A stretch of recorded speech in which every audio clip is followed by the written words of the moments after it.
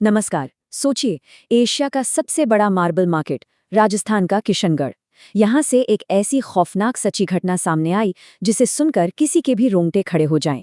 एक ऐसा क्राइम जिसे लगभग परफेक्ट माना जा रहा था, लेकिन एक बेहद छोटे से मेडिकल सुराख ने पूरी बाजी पलट कर रख दी। चलिए, इस दिलचस्प विश्लेषण में हम मिलकर इस अनसुलझे रहस्य की परतें खोलते हैं और देखते हैं कि कैसे एक छोटी सी भूल ने सबसे बड़े राज से पर्दा उठा दिया। कहानी शुरू होती है 4 मई 2003 की, एक बिल्कुल आम सी सुबह से। दुर्गा प्रसाद नाम के एक पिता आराम से बैठकर अपनी सुबह की चाय पी रहे थे। उनके हाथ में रोज की तरह अखबार था। सब कुछ कितना सामान्य लग रहा था, लेकिन जैसे ही उनकी नज़र अखबार के पहले पन्ने की एक खास खबर पर गई, उनके हाथ से चाय का कप सीधा फर्श पर जा गिरा और चकनाचूर हो गया। आखिर उस अखबार में ऐसा क्या छपा था जिसने एक पल में एक पिता की दुनिया हिलाकर रख दी? भाग एक गुमनाम कॉल। अब उस पिता के सदमे को समझने के लिए हमें कुछ दिन पीछे 28 अप्रैल 2003 पर चलना होगा। अजमेर पुलिस स्टेशन में फोन की घंटी बजती है। दूसरी तरफ से एक गुमनाम आवाज आती है, कुएं के पास बोरे में एक लाश पड़ी है और थोड़ा आगे नदी के पास एक प्लास्टिक बैग में कटा हुआ सिर है, साथ में खून से सने कपड़े। और हैरानी की बात देखिए, ये जानकारी इतनी सटीक थी कि पुलिस जब बताई गई जगहों पर पहुंची तो उन्हें सब कुछ बिल्कुल वैसा ही मिला। बिना सिर की लाश, जला हुआ सिर और खून से सने वो कपड़े। कॉलर का बताया एक एक शब्द सच निकला। इसके बाद जब शरीर के हिस्सों को पोस्टमार्टम के लिए भेजा गया तो 3 चौंकाने वाले खुलासे हुए। पहला, मौत सिर के पीछे किसी भारी चीज से वार करने की वजह से हुई थी। दूसरा, शरीर में भारी मात्रा में नींद की गोलियों के अंश मिले, लेकिन जो तीसरी चीज थी ना, उसने पुलिस के कान खड़े कर दिए। कातिलों ने चेहरे को बुरी तरह जलाया था ताकि कभी पहचान ना हो सके। फिर भी पीड़ित की बाईं आंख और बाएं जबड़े के बीच फंसा एक स्टील का तार कातिलों की नजर से बच गया। अब यहाँ जो सबसे दिलचस्प बात है वो है ये स्टील वायर इम्प्लांट। ये कोई मामूली तार नहीं था, बल्कि फेशियल रिकंस्ट्रक्शन यानी चेहरे की सर्जरी में इस्तेमाल होने वाला एक खास मेडिकल डिवाइस था। बस यही वो इकलौता सुराग था जिसके आधार पर पुलिस ने अखबार में एक इश्तिहार छपवाया जिसमें खास तौर पर इस स्टील के तार का जिक्र था। और यकीन मानिए, यही विज्ञापन इस पूरी गुत्थी की मास्टर की साबित होने वाला था। भाग 2, पीड़ित की पहचान। तो चलिए अब वापस उसी 4 मई की सुबह पर चलते हैं। जरा इस टाइमलाइन को देखिए, घटनाओं की रफ्तार कितनी तेज थी। 25 अप्रैल को भवानी शंकर अपने माता पिता से मिलने आता है और फोन पर बताता है कि वो सुरक्षित घर पहुंच गया है। लेकिन ठीक अगले दिन यानी 26 अप्रैल को वो अचानक गायब हो जाता है, कोई अता पता नहीं।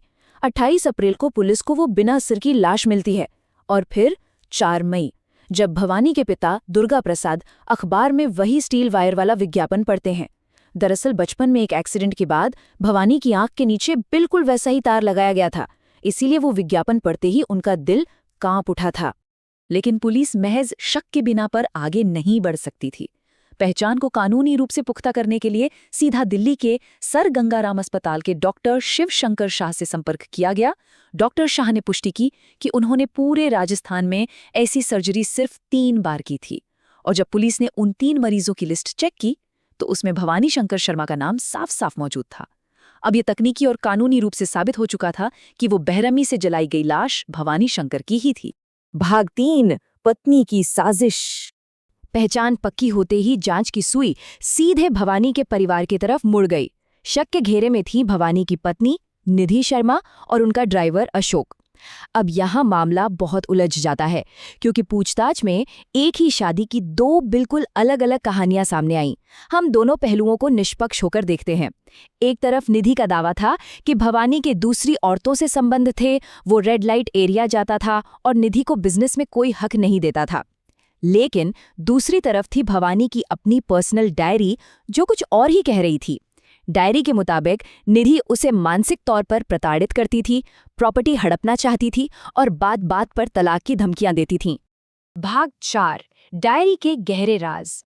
इस पूरे केस में सबसे मजबूत दस्तावेजी सबूत खुद भवानी की वो डायरी थी। हत्या से करीब 1 साल पहले 15 मई 2002 को पेज 134 पर भवानी ने ये दिल दहला देने वाली लाइनें लिखी थीं। अब मेरे पास कोई रास्ता नहीं बचा है, बेहतर है कि हम कोर्ट जाकर तलाक के लिए अर्जी दें। सोचिए, भवानी ने उन पन्नों पर अपना ये खौफ भी बयां किया था कि उसकी पत्नी उसे खाने में जहर दे सकती है। उन पन्नों पर गिरे आंसुओं के निशान साफ बता रहे थे कि वो इंसान अंदर से कितना डरा हुआ और बेबस था।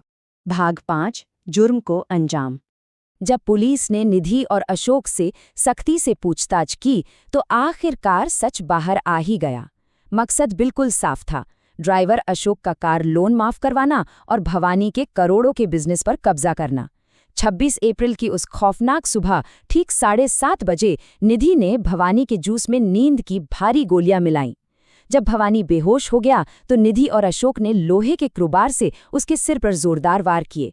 इसके बाद निधि ने किचन के एक बड़े चाकू से खुद अपने पति का सिर धड़ से अलग कर दिया।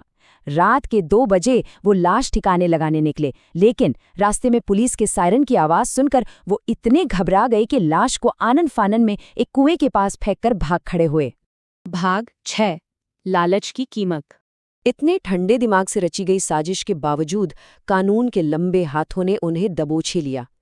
21 ये सिर्फ एक नंबर नहीं है, ये उन सालों की गिनती है जो निधि और अशोक को अपने इस घिनौने जुर्म के लिए जेल की कालकोठरी में काटने पड़े। अदालत ने सारे सबूतों को देखते हुए बिना किसी रहम के दोनों को 21 साल की कड़ी सजा सुनाई। लेकिन इस कहानी का अंत किसी बहुत बड़ी विडंबना से कम नहीं है। 2024 में जब निधि और अशोक अपनी सजा काटकर बाहर आए तो क्या हुआ?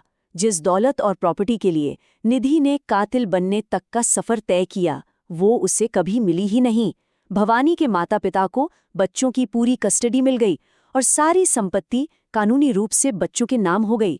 और सबसे बड़ी बात, आज निधि के अपने सगे बेटे, जो जानते हैं कि उनकी मां ने क्या किया है, उससे मिलने तक से साफ इनकार करते हैं।